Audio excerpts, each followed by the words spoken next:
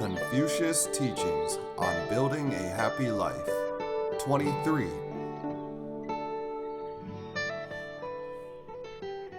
Guidelines for being a good person. A foundation for Mahayana Buddhism practice.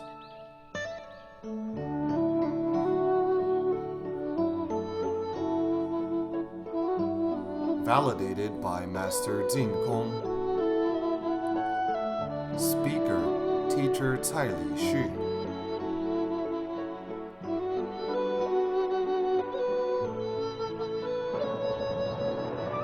Elaborating Dizigui in detail.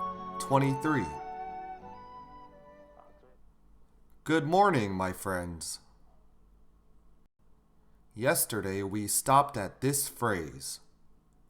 I will always walk with a composed bearing and stand with an upright stance. I will always give a deep bow to show my reverent salute. Do not step on doorsills or lean on one leg. Do not sit with legs apart and do not rock legs while sitting down. Stand with an upright stance. Let's review a little. For ladies, you can stand like this. Your right hand can be placed on top of your left hand. You can lower your hands a bit if you are wearing a skirt. If you are wearing pants, you can slightly raise your hands. This is for ladies. You can also stand straight like this and let your arms hang naturally at your side. Anyway, our movements must look elegant. Men must have the spirit of a great man. Feet should be shoulder width apart. Face forward. This is the standing posture for men. Yesterday, we demonstrated sitting and said that our ancestors have taught us to stand like the pine trees, lie down like a bow, walk like the wind, and sit like a clock. Yesterday, I first showed you the sitting position for ladies. Legs together, right hand placed on top of left hand, both hands placed on the left lap. This is the sitting posture for ladies. Today, we will demonstrate the sitting posture for men. Men can sit with both legs slightly apart and place both hands naturally on one's lap. My friends, are you familiar with this pose? Who posed like this in the family photo 30 years ago? This is the posture of a father. It is very dignified. When I was giving a lecture in Shantou, I sat like this, but the photographer kept asking me to put my feet together. I didn't know what to do and slowly put my feet closer together, but not too close. When men sit like this, how do you feel? They would seem petty in demeanor. Alright, this is the sitting posture for men. While sitting, we must also pay attention to some details mentioned in this phrase. Do not step on doorsills or lean on one leg. Do not sit with legs apart, and do not rock legs while sitting down. Do not step on doorsills implies that whether we are standing or sitting, we must not step on things. For example, in ancient times, if you stepped on doorsills, your posture would be unsightly, and people would think that you were very frivolous. Moreover, what would happen if you stepped on it repeatedly over time? It would break easily. So this is also an attitude of cherishing things. Nowadays, while sitting on a chair, many children would step on the crossbars of the chair or table. This must be promptly corrected. Like in our classics class, the students seem to be sitting properly, but when we look under the table, we see all sorts of strange poses. While reciting Dizigui, some were swinging their legs or stepping on the chairs or table's crossbars. Sometimes a student's chair would suddenly collapse halfway through class. Why did this happen? He had stepped on and broke the chair's crossbar. We have to quickly rectify many children's behaviors. Only then will they naturally develop good habits. If they have already made it a habit to step on things while sitting, you have to tirelessly remind them. Do not lean on one leg means standing askew or leaning on something. Either posture is bad. When even his stance is so frivolous, would you dare to let him handle important tasks? Surely when one is so negligent in small matters, it is impossible that one would suddenly become very prudent in big matters. As the saying goes, don't stop doing the good deed just because it is insignificant. Don't commit the bad deed just because it is small. A person's ability to do big things is nurtured from small things, and his bad behaviors are attributed to neglecting the details of everyday life. Next, do not sit with legs apart. In the text, the wicker scoop with a wide opening signifies one's improper sitting posture. We must not sit with our legs sprawled out just like a wicker scoop with its wide opening. I am not going to demonstrate this. When you sit with two legs wide open, it will look very inelegant. If ladies were to sit like this, they would invite criticism from others. It is not good when others gossip about us. Do not rock legs while sitting down means shaking the legs when one sits down. Some people not only rock their legs horizontally, but also vertically. We used to join a meeting where some of the managers next to us kept shaking their legs from the beginning to the end until we felt a little dizzy. If during a class the person in front of you does the same, you may feel very uncomfortable. This habit must be changed. Why do people behave like this? Why must a person rock his legs while talking? How is his inner state? Restless. When his mind is unsettled, he is actually merely coping with you when talking to you. Many things are important, such as his children's education or the relationship with his wife, yet he has not been able to solve them, and they are always on his mind.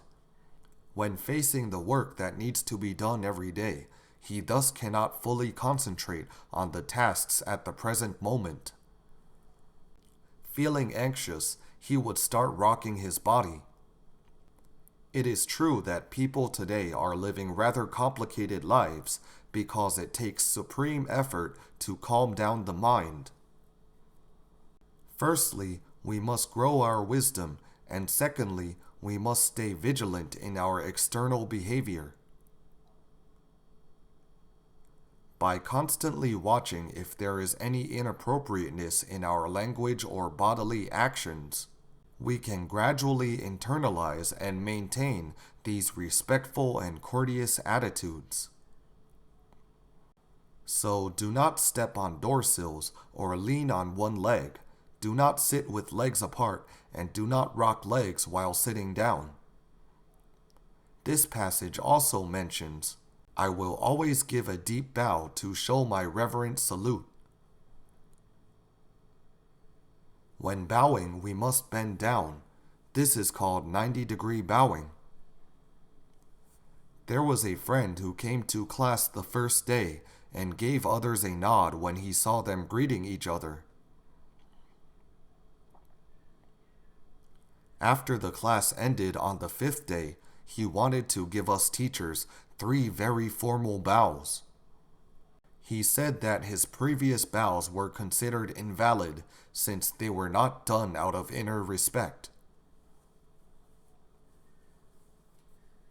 Whether or not our bow comes from our inner heart, we know it, and others can sense it too.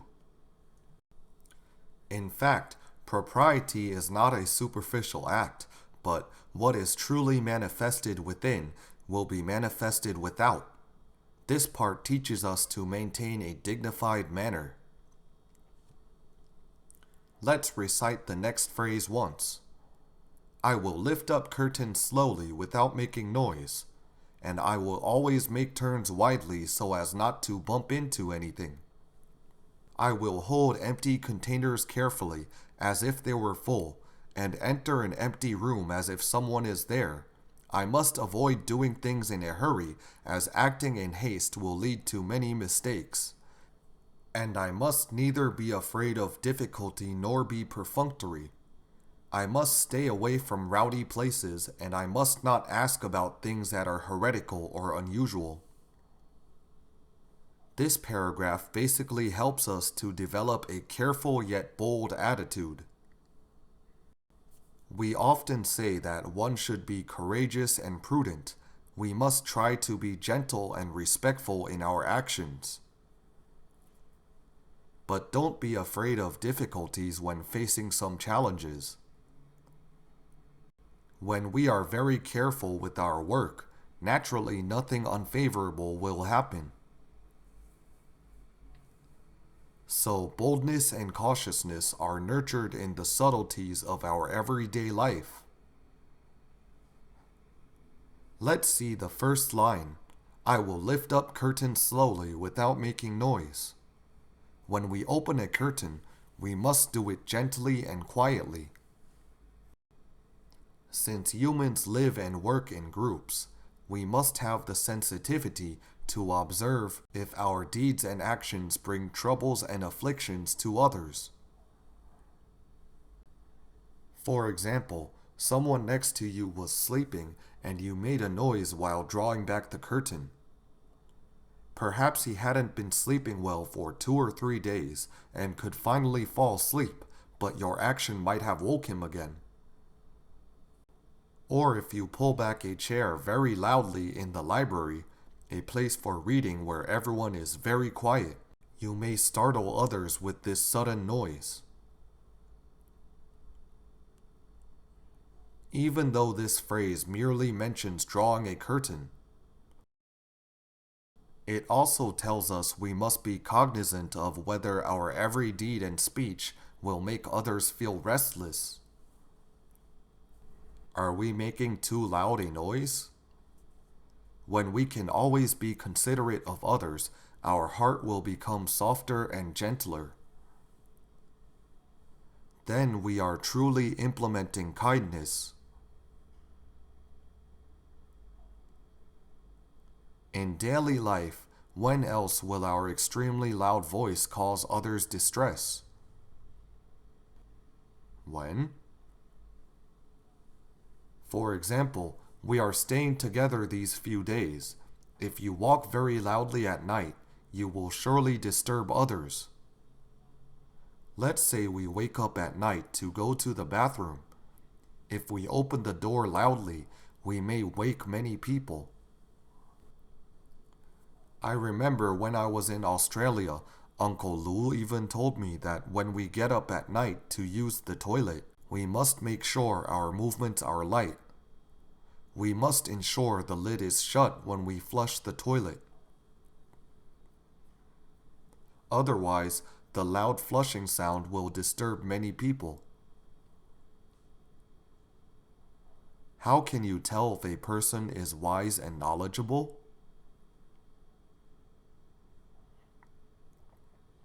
We say that being considerate of others is the first level of knowledge. This is not done through words, but by practice, bit by bit.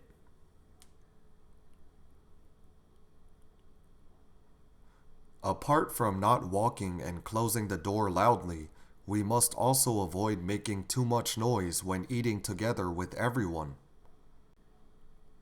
If you eat very loudly, people will feel very uncomfortable while having their meals. Why do people make so much noise when eating? Their mouths aren't closed. I have also mentioned to many friends that we must close our mouths while eating because not only are we representing ourselves, but also our company, a group, and even the Chinese people when we go out traveling. You have to constantly remind yourself of your behavior.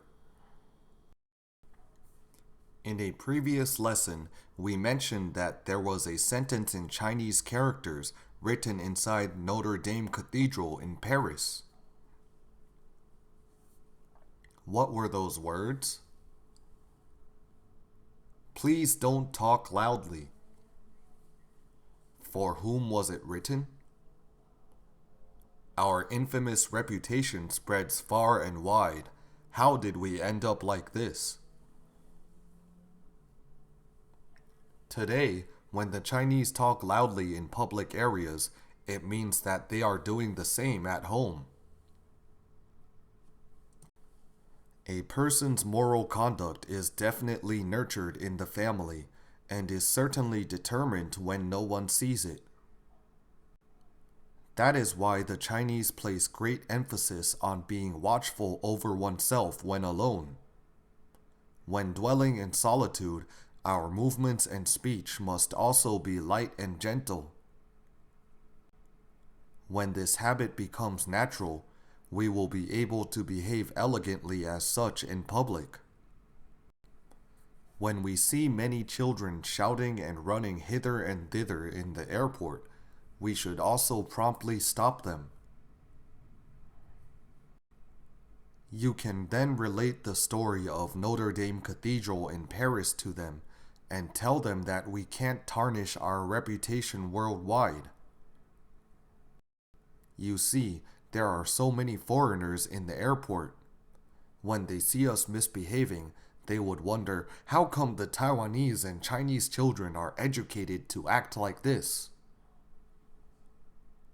That would be very bad on us. When we have this sensitivity, we may gradually have a broader understanding of this phrase in every detail of our life. For example, when you come home at midnight, you will quietly get out the key to open the door.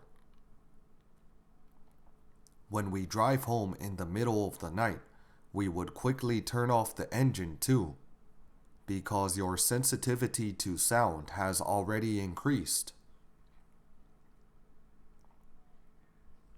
This is how the power of observation is formed. For this phrase, I will lift up curtains slowly without making noise. Other than not letting sound affect others, we are also cherishing things, because when we use things gently, they won't easily break. In contrast, if we usually use things very roughly and forcefully, their original 5 to 10 years lifespan may be reduced to less than a year.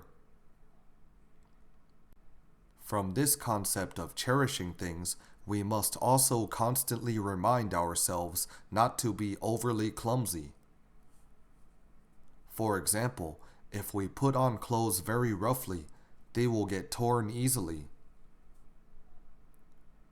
It is crucial to remind children to cherish the little things. When your movements are very light and gentle, you won't wreck things by tearing, dropping, or knocking them down. I was often injured too when I was little.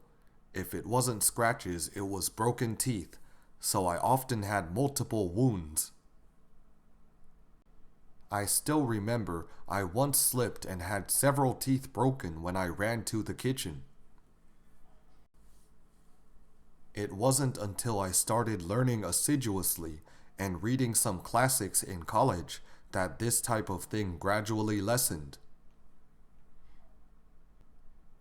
Now I rarely get cut or scratched. Why do people have so many injuries? The main reason is in the mind. Carelessness gives rise to reckless behavior. A person who wants to cultivate himself must begin from the foundation of rectifying his mind. To do this, he must strive hard to learn from every aspect of life. So I will lift up curtains slowly without making noise. And I will always make turns widely so as not to bump into anything. Children often do this in school. They don't watch where they are going and carelessly hit the corner of the table. How does it feel running into the edge of the table? Very painful. They are guaranteed to get bruises and injuries. From this phrase, we can also further tell students to watch out for their own safety at all times. If we carefully observe, the rate of children dying from accidents is now on the rise because they don't have that sensitivity. As adults, teachers, and parents, we must always remind children to exercise carefulness before it is too late. For example, many youngsters today love to race cars. This is being insensitive to one's own safety. Let's think about it. Why do youngsters race cars? Why? Indeed, we can't remain frustrated at the effect.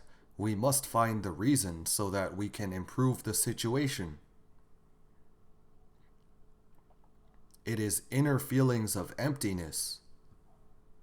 When one doesn't know his objectives and duties in life, he would very likely spend his time in idleness and go astray in the end. Why does he feel empty? Because he feels that he is worthless. If we further tried to understand these children's family backgrounds, we would find many of them lack parental love and attention. We teachers have a deep understanding. The more you care for a child, the greater his progress would be.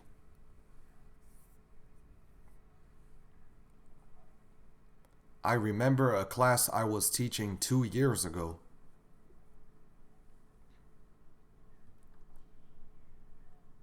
This class was the noisiest and most difficult to handle in school.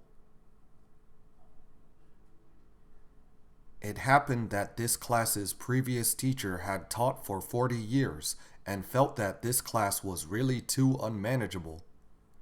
This was a 6th grade class, and this teacher retired after the first semester, so a substitute teacher was needed the second semester. I happened to return from Australia, and a classmate of my teacher training college called me and said, "Our school has one class which is very difficult to handle. Would you like to come and teach this class?" Had he not mentioned that the class was the most problematic, I might not have considered it. When he said that it was the worst class to manage, I immediately agreed. As the saying goes, how can you catch a tiger cub if you don't enter the tiger's lair? Dizigui also says, I must not be afraid of difficulty. As teachers, we hope to improve our abilities sooner so that our future students can obtain greater benefits. If I could successfully lead such an unmanageable class, then I would definitely make substantial progress. So I jumped at the opportunity. The teacher introduced the background of each student to me. The first 3 students that he introduced were either taken care of by the grandmother or the parents had already divorced. As he went on, I could feel that family problems today are very serious. Perhaps a quarter are children of single-parent families. Some weren't from single-parent families, but they didn't necessarily receive their parents' care. I once called a parent and he said, "Teacher, I have been extremely busy making a living every day. I leave the house earlier than my son in the morning, and at night I come home later than him, so I don't know what he has been doing." His son had been polluted by the internet, but his parents were still in the dark. Why do parents work so hard to earn money? For what reason? Isn't it purely for having a better family and next generation? You see, they are so immersed in making money that they have forgotten their real intention. So while I was listening to him, I felt very sad. When this teacher had finished introducing the 17 girls and 19 boys' backgrounds, he said that out of 19 male students, only 4 or 5 of them were more well-behaved. The rest were hard to manage. My friends, what if you heard this? Would you feel a little nervous? There was only a little more than 4 months left for me to teach the class. At that moment, I had an idea. When children make mistakes, it is a good opportunity for us to teach them. You must seize the opportunity and never lose your temper in that moment. When we have this attitude, we could naturally and gladly accept such opportunities. Now, if we teachers don't have this mental state, when students make mistakes, we will fly into a rage. "How could you do this again? I've told you so many times." When we use such an attitude, what would the students think? He would think that the teacher is very fierce, and since he had already been scolded, his faults had been written off. He would just avoid letting the teacher see his mistakes the next time. He wouldn't introspect his mistakes and correct them. So we teachers must grasp many golden opportunities to educate children.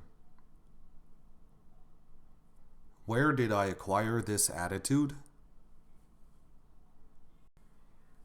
I am very fortunate to have encountered so many virtuous elders and teachers in the past few years. Why was I able to meet these elders and teachers? Being able to meet them is a result. What are the reasons? Is it because I have been praying a lot? It is attributed to a respectful attitude and our sincere hope to benefit students and society in the teaching field. There is a saying which goes, "When one has a good aspiration, heaven will surely bless and support him." When we have wholesome intentions, we will certainly be loved by heaven and assisted by many virtuous elders. At that time, I was still taking classes in a cram school and wasn't a formal teacher yet. It happened that an elementary school classmate of mine came to tell me that he now had a girlfriend. This classmate is very honest. He didn't have his first girlfriend until his 20s. As we have been friends for almost 20 years, he told me that he wanted to bring his girlfriend to my house. So I agreed to meet her. In the process of talking to his girlfriend, she kept citing what her former teacher had said. If she were a kindergarten or primary student, this would not be surprising to hear. Let's think about this. A 3 or 4-year-old child would often quote his parents by saying, "My dad said," or "My mom said." So before kindergarten, he respects his parents more than anyone else. At this time, by teaching him important attitudes for how to conduct himself and handle matters, he will benefit for a lifetime. After attending primary school, the child's speech would change to, "My teacher said." When he enters junior high school and high school, he would say, "My classmate said." You see, throughout a person's life, the people who have the greatest impact on a person would change with age. After entering society, we must not say, "So-and-so singer said." We may cite the words of our spiritual advisors. Or if we could quickly delve deeply into the sages' classics, we could even cite Mencius and Confucius. By reminding ourselves of their virtuous teachings, we can constantly grow our wisdom. His girlfriend was already in her 20s, yet still always mentioned her teacher. This surprised me because it was as if the teacher's status was on par with her parents. The more I listened to her, the more I was touched. Thus, I made a request to get acquainted with her primary school teacher. She was elated too and said that she would let her teacher know. That night, I felt my request was too abrupt because her teacher might not be free to see me. I gave her a call and said, "I think we can just forget about the meetup and make it another day when your teacher has more time." But she said that her teacher wanted to meet me and said that people like me must quickly join the academic world to serve society. Her teacher had been teaching for over 30 years. We can understand from his words that he was not only involved in nurturing talented people, but always hoped that more talented people could serve in the education world. He was also more than willing to promote the younger generation.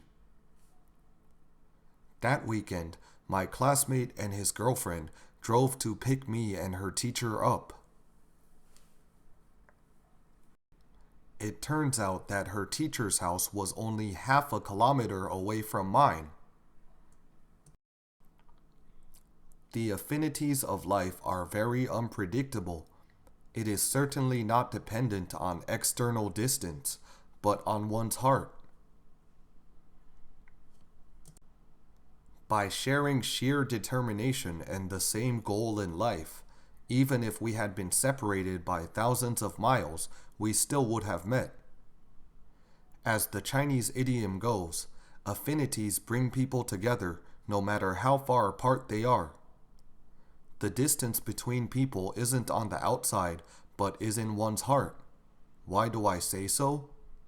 Because of wanting to promote sage teachings, I went to Australia and met Teacher Yang as a result. You see, we must travel thousands of miles to meet each other. The main reason still lies in our intention. When I resolved to learn how to educate children, I could meet such good teachers to guide me. Even though we lived so near, we had not met each other. Since we have been connected finally, I also treasured the opportunity to learn from this teacher Chen. When he got into the car, he sat in front and we sat at the back. He turned around and the first sentence he spoke made a deep impression on me. He said, "My students have taught me a great deal in the past decades of my teaching career."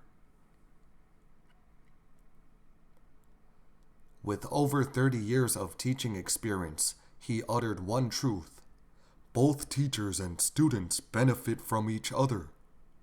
It is mentioned in the scroll of Records on the Subject of Education in the Book of Rites. When we start to learn, we will know our deficiencies. When we start to teach, we realize that we are often stuck. Knowing deficiency, we will introspect ourselves, and after being stuck, we will then determine to work harder. For example, when we are explaining some truths in class and see the students staring blankly, about to doze off, it means that they can't understand what we said. At this time, we must strive for self-improvement by studying how to guide them and giving some examples to let them understand. Or when students ask us many questions but we don't know the answers, we will be motivated to search for more information and seriously learn from the elders and the wise. In this way, we can keep improving ourselves. Many friends said to me, "Teacher Tsai, I also want to promote sage teachings, but I'm afraid my ability is limited." My friends, don't fear that your abilities are not enough. If we wait until we are ready, it would be too late because the families and society would have become chaotic by then. At that time, you wouldn't have the chance even if you wanted to. We must hold fast to this mindset. Learn while doing and do while learning. Since our generation has suffered the loss of sage teachings, we must not let the next generations have the same regrets. When parents and friends come to ask us some questions, we must not be nervous. If we know, we can answer them sincerely. What if you don't know? For me, I would tell them that I will go and ask Teacher Yang. If Teacher Yang doesn't know, what would she say? I will go and ask our venerable master, Professor Jingkong. What else are you afraid of? When you don't know how to solve someone's problems, but will take the initiative to help him find the answer, would he look down on you? No, he would respect you even more. He would also be very thankful to you because you have always been helping him. Don't worry about it. Indeed, only through teaching can both teachers and students grow together. The first sentence Teacher Chen said really shocked me. He continued, "The moment children make mistakes is when we should teach them. We can't be emotional and get angry." Since I hadn't started teaching and he had already imprinted these proper attitudes on me, I have never lost my temper after becoming a teacher. I have never flown into a rage when my students made mistakes. Actually, this very important method is stated in the Book of Rites. Forbidding something before it happens is called prevention. This is a preventative measure. Before children make a mistake, we must tell them the proper concepts. When we have yet to engage in teaching and already have these right concepts, this is making a cautious start and is also a preventative attitude.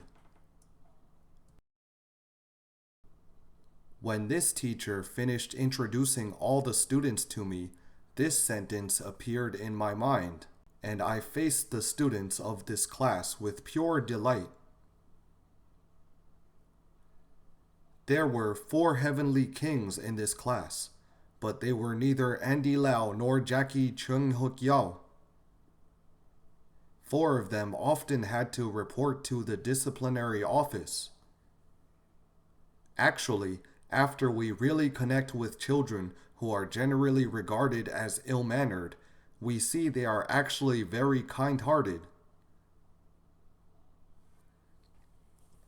It is just that they have been neglected. When you treat him very well and faithfully, he would surely respond in the same manner. There was a student among them who looked very fierce. without any smile at all, so I called him over. Only by connecting and communicating more with students can we become close. I said to him, "You look so fierce. Is it because I have offended you?"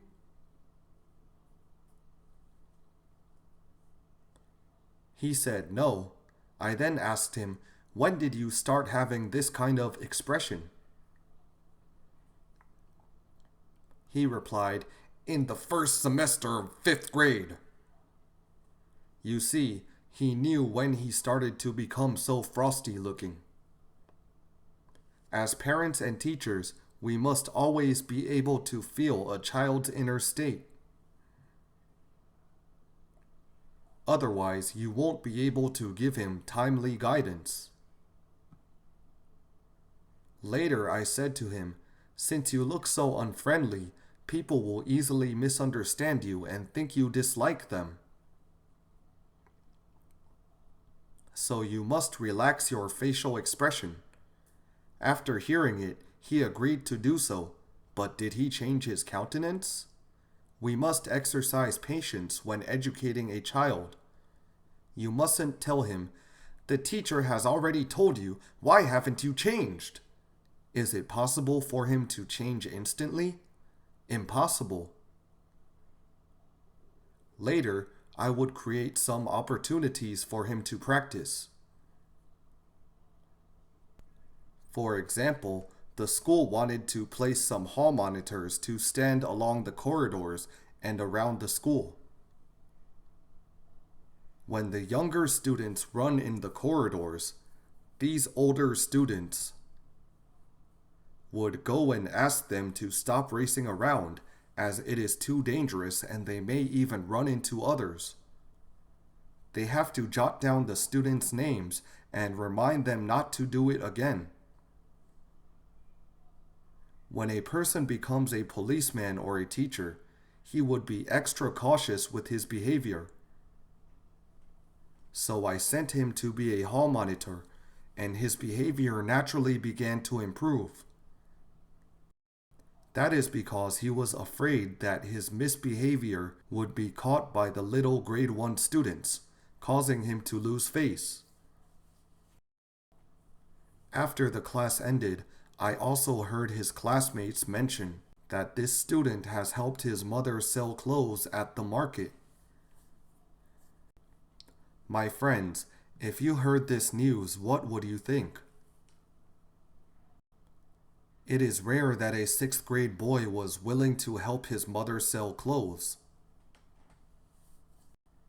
As long as a child is filial, he would definitely be receptive to guidance and discipline. So I gave him further care and attention. During class, when this student gave a good answer in mathematics, I would praise him on the spot by saying, "Look at how quick he is. He could think from that perspective."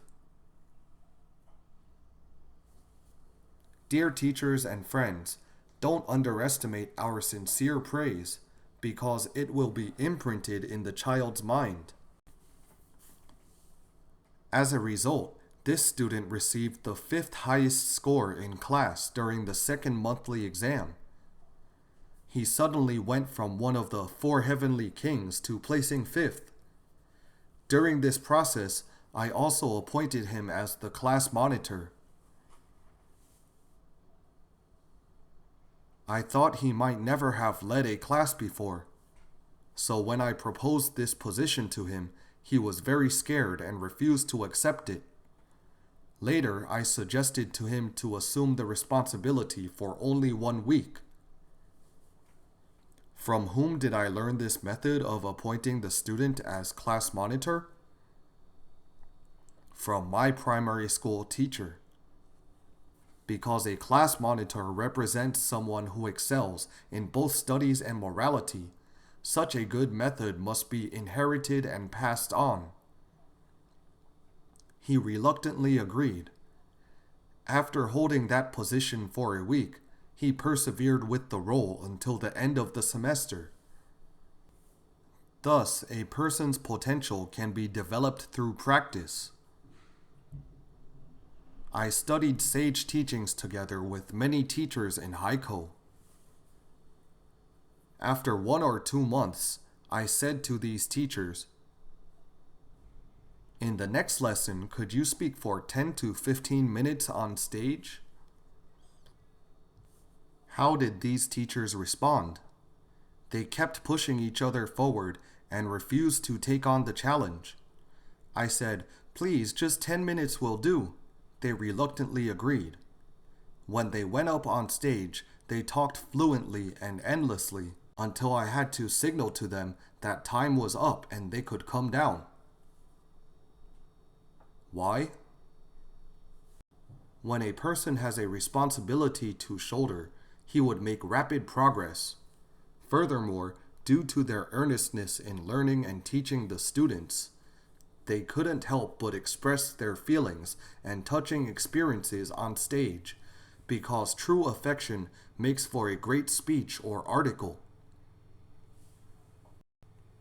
Becoming class monitor had stimulated this student's sense of responsibility and capacity to handle tasks.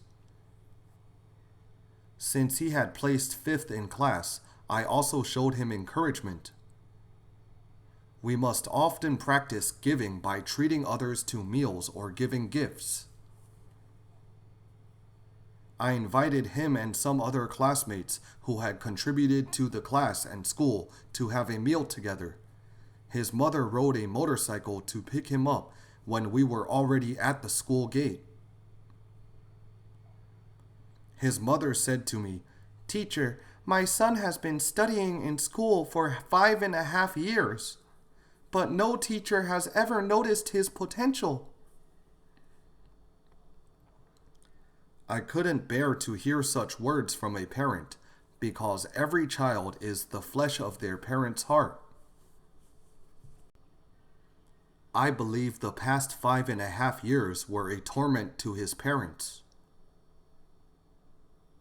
It's not that children cannot be educated. His mother said a few words with emotion, and I immediately turned them around.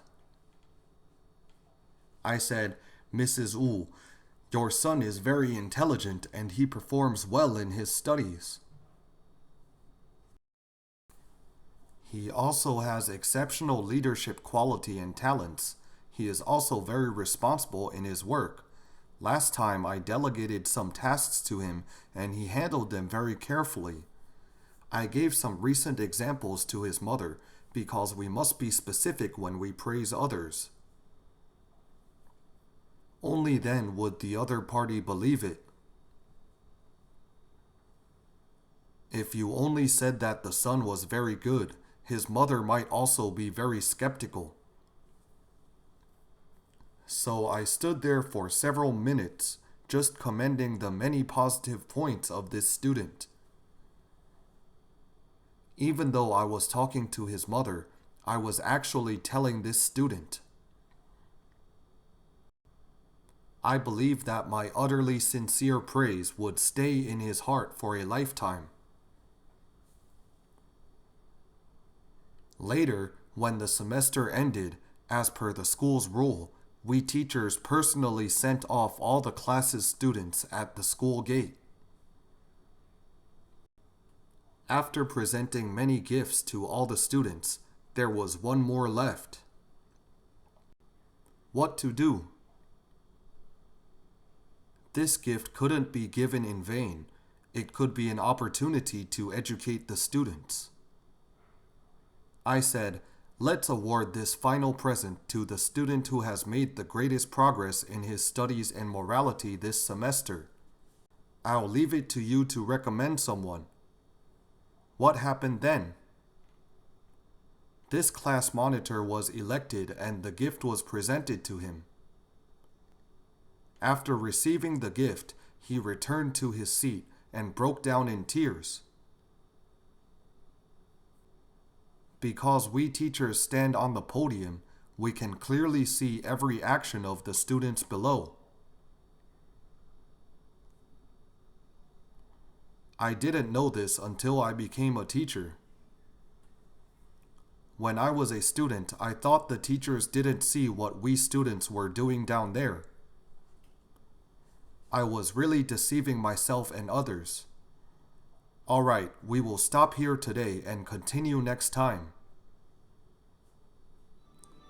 For MP3 and full transcripts, please visit mahayanapureland.org. No copyright. Welcome to Circulate. Infinite merits to propagate.